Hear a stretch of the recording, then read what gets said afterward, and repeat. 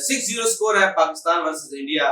और आज हमारे साथ गुफ्तगू में मौजूद है खालिद चिश्ती साहब, एयर कमांडर खालिद चिश्ती साहब। इनसे पूछेंगे कि पहले ये बताएं ये 6-0 कैसे है। हमने तो सुना था 5 जहाज गिरे, ये छठा कौन सा है? बहुत शुक्रिया आपका भी और आपके चैनल का। और आपने पहला ही सवाल 6-0 से शुरू कर दिया। मैं आपको पर्सनल एक्सपीरियंस से बताता हूँ कि क्यों 6-0 है। जिस रात ये ऑपरेशन हुआ 7 की रात को, यानी 7 की सुबह को, उस रात मैं जाग तो रही था, मैं पाक फ़िज़ाइया के ऑपरेशन हेडक्वार्टर के साथ मसलसल राब्ते में था। तो मुझे अपडेट मिल रही थी कि कितने जहाज़ कंफर्म हो गए हैं, 1 या 2, फिर 3 हो गए, न्यूज़ भी एकदम ब्रेक हुई, न्यूज़ भी ब्रेक हो गई थी। वो मैंने ही एक्चुअली चैनल को फ़ोन किया था सबसे पहले। तो मुझे जब पता लगा कि आखिरी जो मुझे फ़ोन आया कि जब 6+1 का, तो मैं हाई ऑफिशियल्स किसी जगह बात कर रहा था, फ़ोन पे था, और मैंने उन्होंने कहा जी 6+1 कन्फर्म। तो मैं क्योंकि मीडिया पे आ रहा था तो मैंने आप एक्सप्लेन कर, तो मैंने कहा कि जी मैं कह दूं ये, तो मुझे होल्ड करा के उन्होंने कहा नहीं 5+1 का है। +1 है वो जो अनमैन्ड एरियल व्हीकल ड्रोन था, जो आर्म ड्रोन था जो, और 5 एयरक्राफ्ट। तो मैंने पूछा कि अभी तो आप कह रहे थे कि 6+1, तो अभी 5 पे क्यों कर दिया?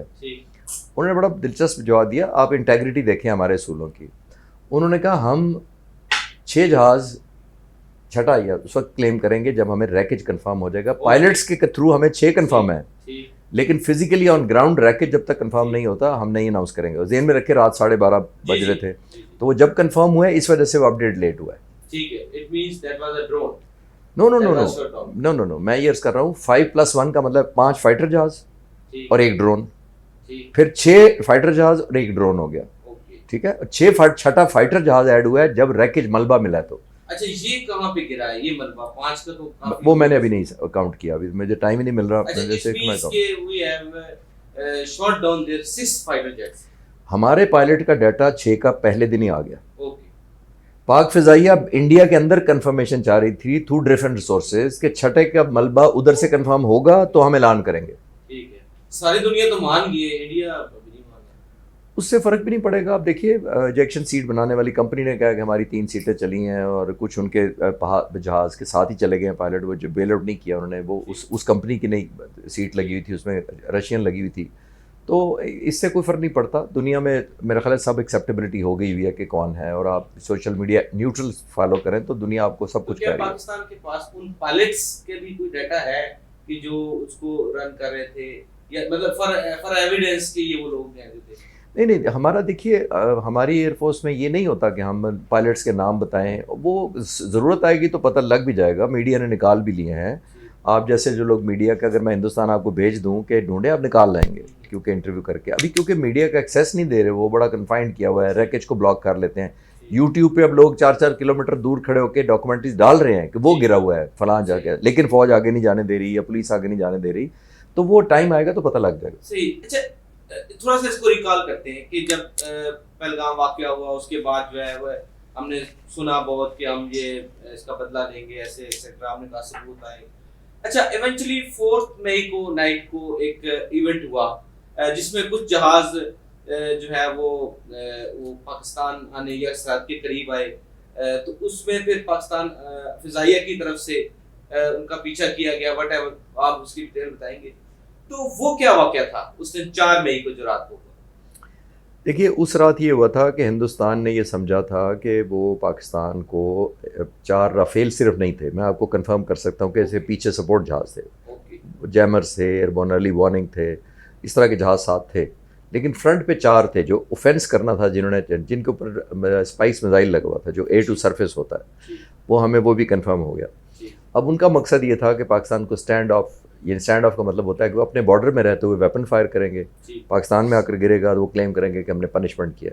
इससे पहले कि वो पाकिस्तान के बॉर्डर करीब आते और अपने वेपन्स रिलीज़ करते, पाक फ़िज़ाइया ने एक तो हवा में डेटरेंस क्रिएट की, हमारे जो मुकाबले के लिए जहाज़ तैयार थे, और जो डायमेंशन हमने कम बात की है और मीडिया पर भी कम पहुंची है, वो हमारी है एरोस्पेस टेक्नोलॉजी और साइबर कमांड फोर्स। हमने एक साइबर कमांड फोर्स इस्टेब्लिश की है पाक फ़िज़ाइया की, वो बहुत पोटेंट है।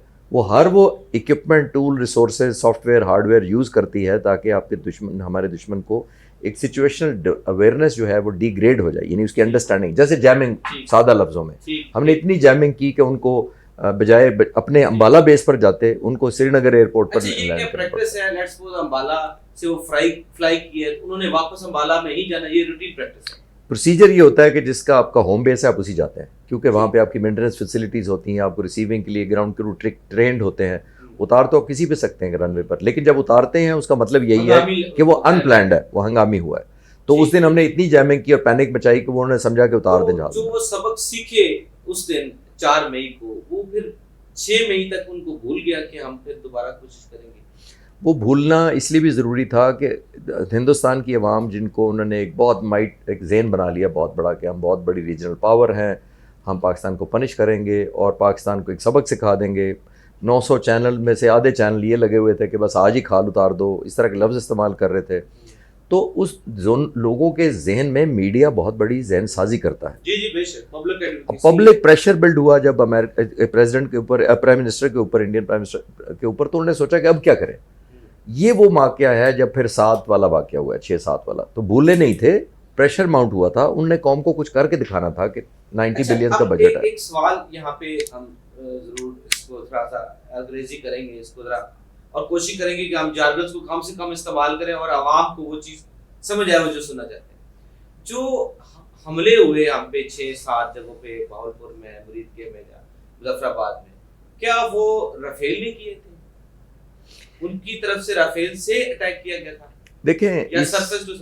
देखें हम किसी स्टेज पे जंग के दौरान ख़ास तौर पर ड्यूरिंग द वॉर ये गिनती नहीं करते। नहीं, अब उसके बाद तो नहीं, अभी आएंगी डिटेल्स और आएंगी, लेकिन मैं कह रहा हूँ हम इम्पैक्ट गिरते हैं कि हमें नुकसान पहुँचाया गया, किस मिसाइल से है वो अभी स्टडी हो रही है, केस टू केस हो रही है, हर मिसाइल को हम इंटीग्रेट कर रहे हैं, उसकी लेबॉर्ट्री टेस्ट होगी, उसकी वैल्यूएशन होगी कौन से है। लेकिन हम लेते हैं कि हमें भूकंप मारा गया, बाएं हाथ से मारा, दाएं हाथ से मारा, वो हम नहीं गिनते। उस वक्त हमने रिटेलिएट करना होता है कि अगर हमें कोई करेगा।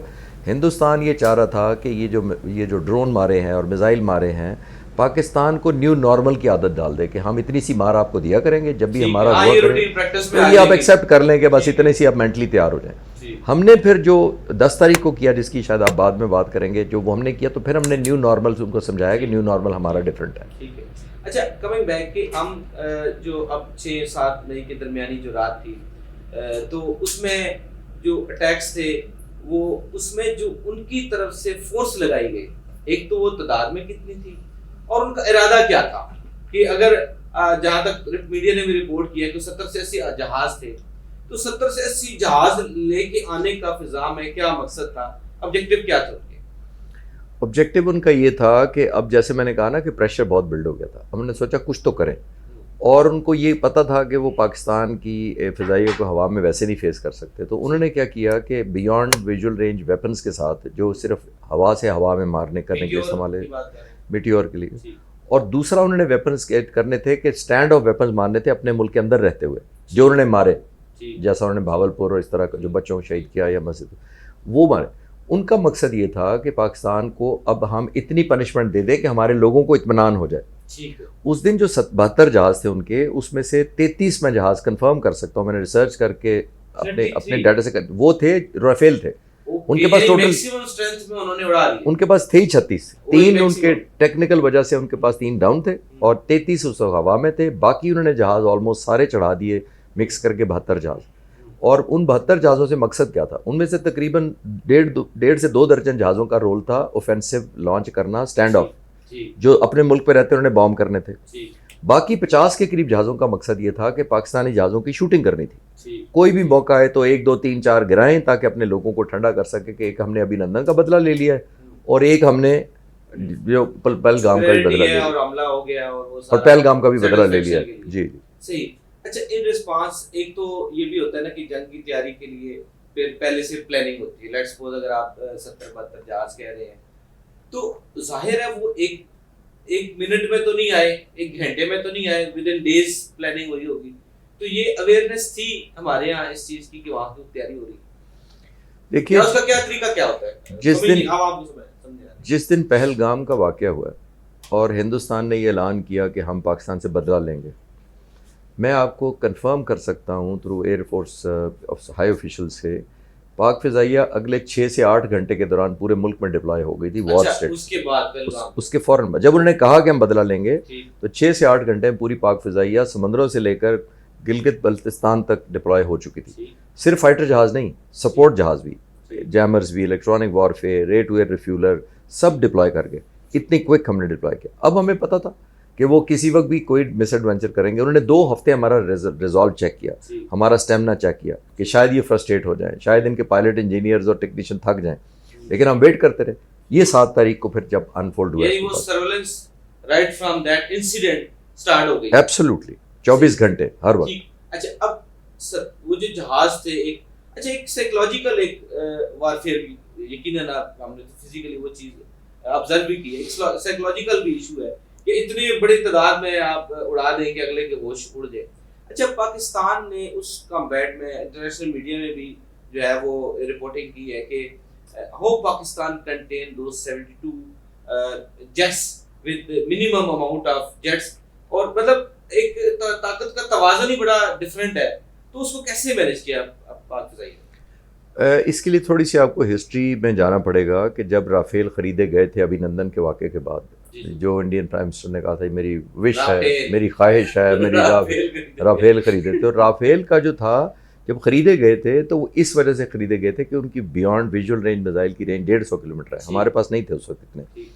हमने फिर J-10C ख़रीदे मार्च 22 में, और हमने मार्च 22 में जब प्रेजेंट एयरफोर्स चीफ थे, इन्होंने फैसला किया कि ये तो हिंदुस्तान को हमारे ऊपर बहुत ज़्यादा एज हो गया है, तो हमने ऐसे जहाज़ खरीदने हैं जो ना सिर्फ रेडार उनका स्ट्रांग हो बल्कि उनके ऊपर वेपन भी बड़ा स्ट्रांग लगा। ये मैं यहाँ बताता चलूँ आपके नाजरीन को कि पाक फ़िज़ाई हमेशा टेक्नोलॉजी से ही मार देती रही है। एक जज्बा ईमान से, एक क्वालिटी ऑफ ट्रेनिंग से, और तीसरा technological advantage. Air marshal Asghar Khan पहले जो मुसलमान सरबराह थे उनसे लेकर आज तक हर सरबराह ने काम किया इससे पर, लेकिन प्रेजेंट चीफ ने इस पर काम किया कि J-10C खरीदे PL-15 मिसाइल के साथ। इन PL-15 मिसाइल्स की मिटियोर को जो फ्रांस के उधर जहाज़ पे लगता है राफेल पे, उसकी 150 किलोमीटर रेंज से हमारी 200 किलोमीटर प्लस थी, जिसका मतलब है कि हमारा जहाज़ जो है वो दुश्मन को 200 किलोमीटर दूर से निशाना बनाएगा, जबकि उसको 150 किलोमीटर आना पड़ेगा, करीब आना पड़ेगा। ये जो J-10C है, आपकी बात में इसमें ऐड करूंगा, आप रिप्लाई करेंगे, ये 4.5 जनरेशन है ये जी, और राफेल भी 4.5 जी, तो there was equally in technological aspects. देखिए, वो जो मैं आपको डॉक्यूमेंट्रीज का जिक्र कर रहा हूँ ना, जो मैंने अपनी बनाई थी, जिसका मैं जिक्र कर रहा था अभी रिकॉर्डिंग से पहले, वो आप अंदाज़ा लगाइए कि मुझे यूट्यूब पे मेरे चैनल के ऊपर लोग मजाक लिखते थे हिंदुस्तान के कि तुम राफेल से तुम कहते हो वो भी 4.5, वो चाइनीज 4.5 है, वो चाइनीज मिसाइल है PL-15। राफेल देखो, फ्रांस का, वेस्ट का नंबर 1 फेस्ट का जहाज है जो राफेल है 4.5, तो तुम मजाक करते हो, मुकाबला करो। एग्जैक्टली। तो पाकिस्तान तो J-10C इस्तेमाल करने वाला पहला मुल्क है चीन के अलावा, तो अभी तक किसी ने खरीदा ही नहीं था, और पिछले 3 साल में किसी ने नहीं खरीदा। अब देखिएगा उसके शेयर भी सोने ऊपर चले गए, और हर मुल्क उसका खरीदना चाहेगा। तो हमने वो प्लग किया गैप, जो आप पूछ रहे थे कि हमने कैसे, हमारी 50 किलोमीटर की रेंज ज़्यादा थी, हम भी अपने मुल्क में ठहरे हैं, तकरीबन 40 जहाज वो भी अपने मुल्क में उड़ रहे थे, तो ये नर्व की गेम थी जो 1 घंटा चलती रही कि कौन किसको शूट करेगा। ये जो 60 मिनट्स प्लस की जो डॉग फाइट थी, इसको थोड़ा सा एलैबोरेट करें ताकि नाज़रीन को ये समझने में आसानी तो मैं नहीं कहूँगा, लेकिन वो जो कैफियत थी पायलट्स की कि भाई आइदर यू आर शूटिंग और you are shot out. Exactly. ये आपकी स्टेक पे थी, आपके सामने एक एनिमी है, और जैसे एक फ्रेज है डॉग फाइट, सामने आपके एक चीज, तो उसको जरा एक्सप्लेन करें, वो क्या हुआ। ये टर्म तो डॉग फाइट आमतौर पे यूज़ हो रही है, बट डॉग फाइट होती थी पुराने ज़माने में, 1965 में, वर्ल्ड वॉर में, जब आप एक दूसरे को, दुश्मन को फिजिकली अपने सामने देख रहे होते थे। वो आ रहा है, वो मुड़ गया मेरे पीछे, मैंने मुड़ना है। अब कुछ नहीं है, अब आप रात का 12 साढ़े 12 का वक्त है, वो दुश्मन आपसे 200 किलोमीटर दूर है, तो दिन में 10 किलोमीटर से आगे नज़र नहीं आता, आमतौर पे 10-15 किलोमीटर से आगे नज़र नहीं आता इंसानी आँख को, 200 किलोमीटर कैसे रेडार से देख रहे थे। अब तो ये रेडार पे सारी नर्व गेम थी। नर्व का मतलब है कि कौन मेंटली कंपोज रहता है, कौन डिसीजन मेकिंग अच्छी करता है, कौन एक दूसरे के ट्रैप बनाता है, जाल बुनता है, उसमें किसको कैसे घेर के लाता है। तो ये टेक्निकल डिटेल्स आपने सही कहा कि लोगों को शायद समझ ना आए, लेकिन जब ये मिसाइल यूं एक दूसरे को कर रहे होते हैं तो हर वक्त ये थ्रेट होती है कि कौन किसके निशाने पर आ जाए। यानी आपने हर सूरत रेडार से बचना है, उसके रेडार से बचना है, अपना भी फायर करना है, उसको लोकेट करके, और उसके जो रेडार की रेंज है उससे रेडार से बचना है और मिसाइल से बचना है। ठीक है। और ये जितना मैं क्रेडिट पायलट्स को, मैं तो अपनी डॉक्यूमेंट्री के सिलसिले में इन सारे पायलट्स को मिलकर आया था अभी कुछ हफ्ते पहले, तो जितना मैं इन पायलट्स को क्रेडिट 6 जहाज मारने का देता हूँ, उतना ही क्रेडिट ये देता हूँ कि बाहिफाजत पूरे फ्लीट को सेफली लैंड कराया उन्होंने वापस लाकर। ठीक है, तो उसमें एक तो जहाज का रेडार, तो उनका भी ऑब्वियसली जो एयर डिफेंस सिस्टम था S-400, उसकी भी तो रेंज काउंट होती है। अब अगर वो हमारे बॉर्डर से 100 किलोमीटर दूर लगा हुआ है, तो ये 300 किलोमीटर तो हमें वहां से भी वो भी थ्रेट था, यानी उससे भी बचे हैं। exactly. और जो 150-200 किलोमीटर की उनकी जो exactly. BVR की रेंज थी रेडार की, उससे भी बचे। जी बिल्कुल बिल्कुल। इट मींस के हमारी जो टेक्नोलॉजिकल जो एडवांसमेंट इतनी ज्यादा थी कि उनकी ये दोनों सिस्टम, एयर डिफेंस सिस्टम और जो उनकी जो एयर में जो रेडार थे जहाजों के, उनसे ही बच गए। सिर्फ उनसे नहीं बचे, एक और चीज़ ध्यान में रखिएगा, जब 70-72 जहाज उनके हवा में है हिंदुस्तान के, उनके हर जहाज पर एवरेज 4 या 6 एयर टू एयर वेपन्स या मिसाइल लगे हुए थे। एयर टू एयर का मतलब ये है कि हवा से हवा हमारे पायलटों के खिलाफ। अब अगर आप ज़रब दें 4 को भी सिर्फ, तो तकरीबन 300 मिसाइल उन 40 जहाज़ों के अगेंस्ट पिच थे जो 40 पाकिस्तान के उड़ रहे थे। तो ये मैं कामयाबी का क्रेडिट दे रहा हूँ कि ऑलमोस्ट आप नोट करें कि कितने 6-6 मिसाइल आपके एक जहाज पे लॉक हो सकते थे, एवरेज निकाले, हर एक से बचाना। और उनके 6 उस सेंस में देखें कि अगर एक जहाज जो है वो अपने 4 निशाने लगाए, वो उसके फिर जो है जी एग्जैक्टली। ठीक। अच्छा, ये कोई हिस्ट्री में ऐसी कोई फाइट कोई रिपोर्ट की गई हो पहले या हुई हो इस किस्म की नौइयत की? ये फर्स्ट टाइम है, ये मेरे हिसाब से वर्ल्ड रिकॉर्ड है। ये आने वाले वक्तों में किताबों में पढ़ाया जाएगा, दोनों तरीके से, इंडियन पर्सपेक्टिव से भी पढ़ाया जाएगा कि शूट डाउन कैसे नहीं होना चाहिए, और हमारे पर्सपेक्टिव से क्यों, क्योंकि आज तक जितनी वॉर्स हुई हैं, अरब इसराइल हुई है, या अमेरिकन ने कोई अटैक किया है अफगानिस्तान पर किया है, या इराक के दिनों में कोई हुई है, बियॉन्ड विजुअल रेंज मिसाइल, उसमें 100 जहाज नहीं जाता, उसमें 4 या 6 जहाज जाते हैं, उधर से भी 4 या 6 आते हैं, उधर से 8 आते हैं। 120 जहाज तो you imagine 120 beyond your imaginary limits कि आप उसको कैसे। और देखें, मैं पाकिस्तानी पायलटों को ये इसलिए बहुत ट्रिब्यूट देता हूँ कि वो इतने जहाज, देखें ये फ्लूइड सिचुएशन है, कोई पहलवानों की तरह पैदल नहीं आ रहे थे, फिर मूव कर रहे हैं, टर्न कर रहे हैं, आप भी आगे जा रहे हैं। ये वो एक चीज़ मैं और क्लियर करता चलूँ, क्योंकि मैंने सबसे मिल के आया हूँ, जब मैं पायलट कहता हूँ ना, तो मैं पूरी टीम को कहता हूँ, उनके पीछे जो इंजीनियर है, जो उनके टेक्नीशियंस हैं, जो सपोर्ट करता है। मैं कहता हूँ जिसने पायलट को चाय पिलाई थी ना उस दिन, वो भी ट्रिब्यूट के काबिल है, उसका भी हिस्सा है। अच्छा, ये एक टर्म यूज हो रही है, थोड़ा सा मैंने इस पे भी सर्च किया है, जो टारगेट लॉक होता है, व्हाट डज इट मीन? कि मैं अपना पर्सपेक्टिव आपके सामने रखता हूँ कि हमने एक रडार पे एक यूएवी देखा या कोई भी एरोप्लेन ड्रोन देखा, तो वंस यू लॉक, तो मींस अगर वो पोजीशन बदल भी ले अपनी, तब भी उसका वो पीछा करेगी। जब आप लॉक करते हैं ना, तो बेसिकली आपका रडार ने लॉक किया होता है, रडार लॉक करके कहता है कि मुझे पोजीशनिंग करता है, मुझे वो अपडेट देता है कि ये दुश्मन है, ये आपके, मुझे कहता है जहाज, फर्ज किया कि आप, मुझे तो पता है 200 किलोमीटर रेंज है, तो जब मैं उसको देखता हूँ कि वो 180 किलोमीटर पर आ गया, इसका मतलब मेरी मिसाइल की रेंज में आ गया है, तो मैं उसको डिजिग्नेट या कंफर्म करता हूँ अपने जहाज को कि इस पर नज़र रखो, समझे, यूज सिंपल, मैं बिल्कुल सिंपल कर देता हूँ। अब रडार उसको लॉक कर लेता है, जिसको हम कहते हैं लॉक का मतलब है कि ये आपने इसका ध्यान रखना है क्या कर रहा है, फिर रडार मुझे अपडेट देता रहता है कि वो 170 पे आ गया, या वो वापस मुड़ गया है, या वो क्या कर रहा है, ठीक, या दूसरा जहाज आ गया है। पैरेलल कई अपडेट्स मुझे एक जहाज की नहीं देता, कई जहाज़ों की दे रहा होता है। जब ये दे देता है, फिर पायलट पे डिपेंडेंट है कि पैरामीटर्स के अंदर आते ही फिर अपना मिसाइल लॉन्च करे उसको। ठीक है, वंस लॉन्च हो गया मिसाइल, देन वो अगर पोजीशन उसकी तब्दील भी हो जाती है, तब भी वो हिट करेगा या नहीं करेगा? डेफिनेटली करेगा, अगर आपका उसके अंदर रहता है, रेंज में रहता है। अच्छा, फिर वो डेफिनेटली हिट करेगा। रेंज होगी स्पेसिफिक, उसी जहाज जो मैंने 200 कहा ना, प्लस किलोमीटर के अंदर है। अच्छा, उस रेंज में कहीं भी और जाहिर है जब मिसाइल इतनी स्पीड पे सफर करता है, ये नहीं होता कि वो जहाज की स्पीड पे जाता है, वो आवाज की रफ्तार से 3-4 गुना ज्यादा जाता है, बड़ा हाई स्पीड जाता है। यानी ये नहीं होता कि आप वो आपसे आपको पैरामीटर्स के अंदर आ चुका है। अगर 200 किलोमीटर में ट्रैवल टाइम उसका काउंट करूं तो सेकंड्स बनेंगे, सेकंड बनेंगे, ओके, फ्यू सेकंड्स, तो वो पहुंच जाता है। ये नहीं होता कि सिचुएशन जब तक वो पहुंचा 10 मिनट गुजर गए तो जहाज उधर चला गया। ये तो अब ये समझने में आवाम को भी इसलिए जरा मुश्किल आ रही है कि 220 किलोमीटर टू मच डिस्टेंस, जी सेकंड्स में जाता ओके ना, object projectile can hit with in 5 minute, जबकि वो उसकी पोजीशन दे उस वक्त तक वो चेंज हो चुकी होती है। एग्जैक्टली, उससे पहले वो तो फॉर्मेशन में अपने रह रहे हैं, उसकी कोई ना कोई तो अपने आप को कहीं ना कहीं उन्होंने स्टैंड किया होता है। एग्जैक्टली, तो और मल्टीपल अगर है तो उन्होंने अपनी डोमेन में रहना, तो इसलिए फिर शायद उनको भी इसमें समझने में वो मुश्किल होती है। अच्छा, ये हमने जो उनको सॉफ्ट किल किया या हार्ड किल किया? नहीं, सॉफ्ट किल और चीज़ है, हार्ड किल है फिजिकली मिसाइल मारना, जिससे आप आग लगा देते हैं जहाज को, धमाका खेज मवाद इसकी टकरा। जो जैसे आपने अर्ज किया कि वो जैमिंग के थ्रू भी होगा उनका कम्युनिकेशन, जो आप jam, communication jam, situational awareness degrade, उनकी ओरिएंटेशन ख़त्म करते हैं, उनको सिग्नल नहीं जाने देते, आपस में बात नहीं करने देते हैं, ये सॉफ्ट किल होती है। लेकिन ये कंट्रीब्यूट मैसिवली करती है आजकल के दौर में, जिस पर पाक फ़िज़ाइया ने बहुत कंट्रीब्यूट। गिरे हैं उनके जहाज, आइदर वो कम्युनिकेशन उनके यहाँ बैरियर आ गया था, या हमने उनकी फ्रीक्वेंसीज में मसला कर दिया, या मतलब हमने उनको मिसाइल मारा।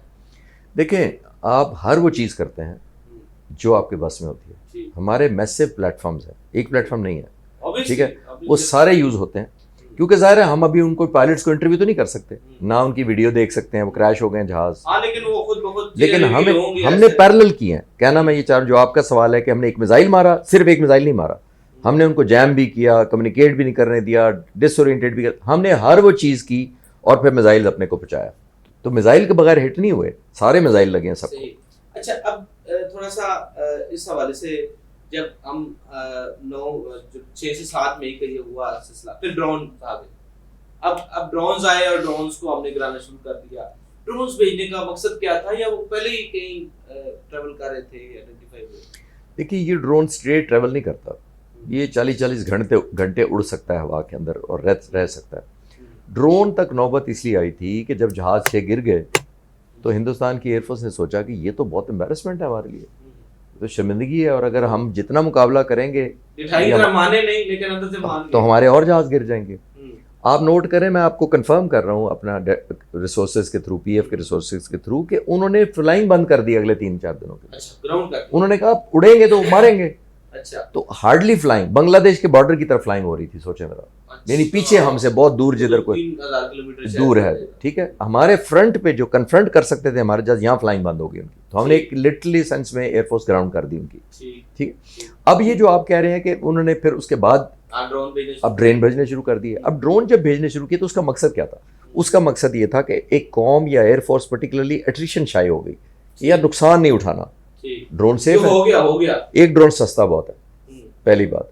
राफेल बहुत महंगा, $280 मिलियन का है राफेल, बहुत, ये जो ड्रोन है बहुत सस्ता है। दूसरा, टारगेट पर पहुंचे या ना पहुंचे, ब्रेकिंग न्यूज़ आप मीडिया नहीं चला सकता, पता ही नहीं है कि गिरा कि नहीं गिरा। तीसरा, उन्होंने सोचा कि जो पॉपुलेशन है नीचे, जैसे लाहौर में यहाँ गिरा एक जगह पे, तो यहाँ उनका ख्याल ये था कि हम लोगों की ओपिनियन बदल देंगे हुकूमत के, और कि भाई हमारी फौज क्या कर रही है, एयरफोर्स या आर्मी क्या कर रही है। अब जैसे हम ये इधर वाल्टन में गिरा या रेस कोर्स उधर में पिंडी में गिरा, तो क्या ये टारगेट करके उन्होंने किया था कि यहाँ पे इनको करेंगे? नहीं, कुछ तो उन्होंने टारगेट करके किए थे, कोई यूनिट्स को किया था, कोई डिफेंस यूनिट्स को किया था। देखिए, उसका मकसद क्या होता है? एक मकसद आपने पूछा, दूसरा मैं अभी बताने लगा था, मैं बता देता हूँ। उसका मकसद ये होता है, एक ये ड्रोन जब आता है तो ये वॉर हेड लेके आता है, नॉन न्यूक्लियर, मतलब नॉर्मल एक्सप्लोसिव लेके आता है, तो वो गिरता है तो ज़ाहिर है डैमेज करता है। दूसरा जो मोस्ट इंपॉर्टेंट वो क्या करता है, वो आपके अगेंस्ट रिकॉनेसेंस करता है, यानी जासूसी भी करता है। जासूसी क्या है? वो जासूसी ये करता है कि अगर आपके रास्ते में वो फायर कर दिया गया, वहाँ से वो रास्ते में आ रहा है, रास्ते में आपने 5-6 रेडार लगाए हुए जो पिक कर रहे हैं उसको, वो क्या करता है, जो रेडार उस पर फ्रीक्वेंसी डालेगा या उसको पिक करेगा, उसकी वो फ्रीक्वेंसी पेरेंट यूनिट को ट्रांसफ़र कर देता है कि ये इस जगह पे लोकेशन भी दे देता है, फ्रीक्वेंसी भी दे देता है। अब होगा वो आइडेंटिफाई हो गई कि ये जगह और यहाँ ये रेडार लगा हुआ है। अब इस ड्रोन में ये काबिलियत है कि अगली दफ़ा इसको प्रोग्राम करके भेजा जा सकता है कि तुमने फलां फ्रीक्वेंसी को सिर्फ टारगेट करना है। अच्छा, वो जो इंडियन क्लेम है कि हमने इनकी एयरफील्ड लाहौर में तबाह कर दी है, इज इट ट्रू? देखिए, एयरफील्ड्स उन्होंने हमारे 6 बेसेस पर हमला किया है, उन ड्रोन्स और ब्राह्मोस मिसाइल से और दूसरे वेपन से जो बाद में आए थे। ये जो 9 की रात को आए थे, 9 की रात को इन्होंने पाक फ़िज़ाइया के कुछ बेसेस पर हमला किया है। हमारी कुछ हादसे हुई हैं चांद, और अनफॉर्चुनेट है, वो भी लोग काम कर रहे थे, जहाज़ों को वॉर के लिए तैयार कर रहे थे, जो शहीद हुए हैं। एक बात ये है। दूसरी बात ये है कि जब पाक फ़िज़ाइया के एयर बेसिस पर हमला किया, उनका इंडिया का मकसद ये था हमें शो करना कि हम यहाँ तक पहुँच सकते हैं आपके बेसिस पर। फाइन, जब उनका कुछ नहीं बन पाया जी, या उनको लगा कि तैयारी इधर से हो रही है, तो इनकी एयर जो स्ट्रेंथ है, एग्जैक्टली, एयर फोर्स को मैसेज दें कि हम आपको एयरपोर्टों पे, यानी आपके एयर बेसिस तक हमला करेंगे। That's fine. मैं क्योंकि जैसे अर्ज किया कि एयरफोर्स साथ कनेक्टेड था, मेरी रात को बात हुई थी। अच्छा, कितने एयर बेसिस को उस दिन 9 की रात को जो है वो तकरीबन 5 या 6 बेसिस को हमला। ये जैकबाबाद है, बुलारी और जैकबाबाद एयर बेस है, जैकबाबाद जी, नूर खान, शोरकोट। तो इन पर हमला करने का उनका मकसद ये था कि पाक फ़िज़ाइया को खौफज़दा किया जाए। लेकिन ट्रिब्यूट लीडरशिप को, जैसे मैंने कहा मैं राब्ते में था, तो उसी वक्त प्लान किया गया कि अब हमने रिटेलिएशन स्ट्राइक करनी है और इसको न्यू नॉर्मल नहीं बनने देना कि यार एक्सेप्ट कर लेंगे हम। अच्छा, इसमें एक चीज रह गई थी कि आइदर वो जो जैसे ब्रह्मोस उन्होंने मारे, अभी ऑफिशियली तो वो नहीं मान रहे, अभी भी नहीं मान रहे, हर चीज वो मान नहीं रहे, लेकिन उन्होंने मैक्सिमम स्ट्रेंथ अपनी जो है वो पता शो कर दी है कि उन्होंने। अच्छा, क्या हमारा कुछ डैमेज हुआ, या जैसे वो प्रेजेंटेशन में बताए थे एयरफोर्स के जो एयर वाइस मार्शल है, उन्होंने बताया कि हमने उनको डिट्रैक्ट कर दिया, वो जो उनके जो ऑब्जेक्ट आ रहे थे उनको डिट्रैक्ट कर दिया जी। What that was, कि क्या मतलब उसके? वो ये करते हैं कि डिट्रैक का मतलब ये होता है कि जैसे हमारी साइबर कमांड का मैंने जिक्र किया ना कि हमारी इंटीग्रेट करती है और उसको मैसेजिंग करती है, रॉन्ग मैसेजेस करती है, रॉन्ग फीड इन करती है। तो अगर आप किसी तरीके से इलेक्ट्रॉनिक वॉरफेयर के थ्रू उसके सिस्टम में एंटर हो जाएं तो फिर आपको मिसलीडिंग डाटा दे सकते हैं आपको, और वो मिसाइल समझना शुरू कर देता है कि मेरा ये टारगेट नहीं है बल्कि वो टारगेट है, तो फिर उधर जाना शुरू कर देता है। और यही हुआ उस दिन कि उन्होंने अपने मुरीद पे भी हिट नहीं किया, उसके बाहर कहीं गिरा, और इसी तरह ही जो मजहब बेस है उसके रनवे के किसी साइड पे गिरा। अब रनवे तो 3 किलोमीटर या 5 किलोमीटर होती है, तो उसके किसी साइड पे अगर गिर भी जाए तो वो तो उसको टारगेट। एग्जैक्टली, लेकिन उनका मकसद हमें मैसेज देना था, लेकिन अगले दिन फिर हमने मैसेज बहुत सख्त दिया, हमने उनके तकरीबन 16 रनवेज को तबाह किया, और उसका मकसद भी यही था कि हमने भी शो किया कि अगर आप ये आएंगे तो फिर हम आपको इतना करेंगे। अच्छा, 10 मई को जब ऑपरेशन बनियान मरसूस जो है वो शुरू हुआ, एक तो अल्लाह का लाख लाख शुक्र है कि हमारी फोर्सेस प्रिपेयर्ड कि वो उनके एक तैयारी थी और उनके टारगेट्स क्लियर थे। अच्छा, अब फिजाइया के अलावा जो साइबर अटैक हुए उसकी जरा मुझे डिटेल बताइएगा कि पाकिस्तान का ये जो ऑपरेशन था एक्चुअली उसमें क्या क्या हुआ नुकसान, और हमने उनके खिलाफ क्या क्या चीजें यूज की? देखिए, इस वक्त पाक फज़ाइया कॉन्फिडेंशियलिटी की वजह से ये नहीं बता रही, और पब्लिक में हम शेयर भी नहीं कर सकते, मुझे आइडिया है, लेकिन वो सिक्योरिटी रीजंस की वजह से हम नहीं बता रहे कि हमने किस से आपको फ़लाँ चीज़ हिट की थी या किस से फ़लाँ चीज़ हिट की थी। उससे दुश्मन को ये मदद मिल जाती है काउंटर करने का, ये वेपन है जिसने हमारा किया, तो उसका फिर तोड़ निकालना उनके लिए आसान है। हतफ का जिक्र हुआ है, हतफ का जिक्र हुआ है, अल-फतह का जिक्र हुआ है, अल-फतह का जिक्र हुआ है। हमने फ्रेंड हमारे पास H4 वेपन है, किसको कौन सा मारा है, हमारे पास CM400 F-16 पर लगा हुआ है, कौन से मिसाइल ने कौन सा मारा है वो जान के हम डिस्क्लोज नहीं करना चाहते। अच्छा, इससे कितना इंडिया को नुकसान पहुंचा है? हमने उनकी जो S-400 जो है वो टारगेट की है, एक तो ये बताइए कि उस S-400 को हमने टारगेट कैसे कर लिया कि वो खुद एयर डिफेंस है? एक्चुअली इंडिया ने मुझे उन्हीं दिनों में या उसी वक्त ही चैनल्स का शुरू हो गया था पूछने लोग थे कि जी अब क्या होगा, और मुझे आप जैसे जर्नलिस्ट ने पूछा कि सबसे सीरियस पंच कौन सा है जो हमने मारा है, तो मैंने कहा S-400 उस दिन फ़ौरन बाद, और वजह उन्होंने पूछी तो मैंने कहा इससे या जंग रुक जाएगी या बहुत बढ़ जाएगी। रीज़न है इसकी हमने सबक सिखा दिया, और अगर हमें ये पनिशमेंट हिंदुस्तान बर्दाश्त कर जाए तो, लेकिन हमने उनका कॉन्फिडेंस सेटर कर दिया था। जाहिर है उनका था कि ये डोम है पूरा एक हमारे पूरे हिंदुस्तान पे बना हुआ है S-400 का, 400 किलोमीटर दूर से ये दुश्मन को मार गिराता है, तो जो भी आएगा ये तबाह कर देगा। सब एक ब्रेक लेंगे नाज़रीन, एक ब्रेक के बाद दोबारा आपकी खिदमत।